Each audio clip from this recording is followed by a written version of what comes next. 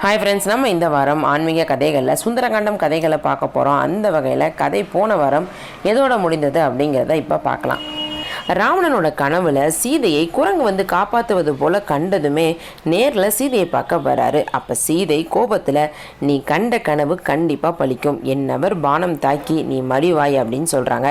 இதை கேட்டு கோபமான ராவணன் அரக்கிகள் கிட்ட 2 மாதம்தான் டைம், என்னை பற்றி எடுத்து சொல்லி சீதையோட மனசை மாற்றுங்க, இல்லாட்டி முதலில் உங்களை வதம் செய்வேன், அடுத்தது சீதையை வதம் செய்வேன், இது சத்தியம் அப்படின்னு கோபமாக சொல்லிட்டு போகிறாரு. இதை கேட்டு சீதை உடஞ்சி போயிடுறாங்க. திரிஜடையும் முடிஞ்ச அளவுக்கு ஆறுதல் சொல்றாங்க.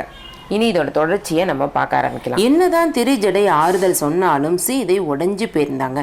பொழுது வேண்டுமானால் விடியலாம், என் வாழ்வு விடியாது. 10 மாதங்களாக வராத நாதர் ராவணன் கொடுத்த அந்த 2 மாதங்களுக்குள் வந்து என்னை மீட்டு செல்வாரா அப்படின்னு முதன் முறையாக அவங்களுக்குள்ள சந்தேகம் வருது. இந்த ராவணன் தனக்கு ஒரு கண் போனாலும் பிறருக்கு 2 கண் போக வேண்டும் நினைக்கும் மனிதன்.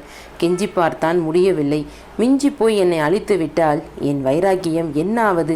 இவன் கையில் சாகிறதுக்காய் இங்கே இப்படி 10 மாதம் காத்து கொண்டிருந்தேன் என்று சீதைக்குள் குழப்பங்கள் ஒன்று திரண்டது. வைராக்கியமாக இருந்த மனது நடுங்க ஆரம்பித்தது. புத்தியிலும் தடுமாற்றம். அரக்கியர்கள் எல்லாருமே உறக்கத்தில் இருந்தாங்க. இதுதான் சரியான நேரம் நினைச்ச சீதை அந்த அசோக மரக்கிளையிலேயே தூக்கு மாட்டிக்கலான்னு அதுக்கு தயார் பண்ணிட்டு இருந்தாங்க. இதை பார்த்துட்டு இருந்த அனுமனோட நெஞ்சு பதைத்தது. மாதா, இது என்னது விபரீதம்? நாதன் வருவார், உன் உயிரை வதைத்து என்னை மீட்டு செல்வார்னு கொஞ்ச நேரத்துக்கு முன்னாடி ராவணன் எதிரில் சூரியனாய் ஜொலித்தீர்களே, அதற்குள் என்ன ஆச்சு அப்படின்னு மனசுக்குள்ளே யோசிக்கிறாரு. அன்னை முன்னாடி போய் இதை தடுக்கலாம் அப்படின்னு முதலில் முடிவு பண்ணுறாரு. ஆனால் தன் தோற்றத்தை பார்த்து அரக்கன் நினச்சோ இல்லை ராவணன் தான் மாறுவேடத்தில் வந்துட்டான்னு நினச்சிட்டாங்கன்னா பிரச்சனை பெருசாயிரும்.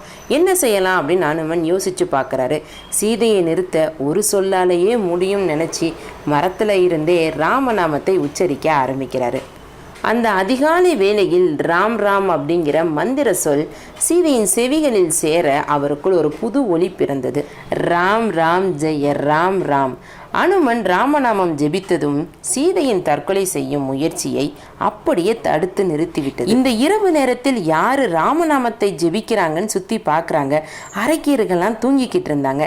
இந்த அரக்கியர்கள், எங்கள் ராஜாவை இப்படி தவித்து நாங்கள் பார்த்ததே இல்லை, நீ மட்டும் இவர் இச்சைக்கு கட்டுப்பட்டு விட்டால் உலகமே உள்ளங்கையில் வசப்பட்டு விடும், நீ ஒரு ராணியாக நொடியில் ஆகிவிடுவாய், யாருக்கு கிடைக்கும் இந்த பாக்கியம் என்று சொன்னவர்களா ராமநாமத்தை சொல்ல போகிறார்கள் அப்படின்னு ஆச்சரியமாக பார்க்குறாங்க. ராமநாமத்தால் சீதை தற்கொலை எண்ணத்தை தாண்டி விட்டதை பார்த்து அனுமன் சந்தோஷத்தில் பெருமூச்சு விடுறாரு. அப்படியே சீதையோட கவலையையும் போக்குறதுக்கு ராமநாமத்தை தொடர்ந்து ராம கதையையும் அனுமன் சொல்ல ஆரம்பிக்கிறார். அது அவருக்கு தெரிஞ்ச கதை தான்.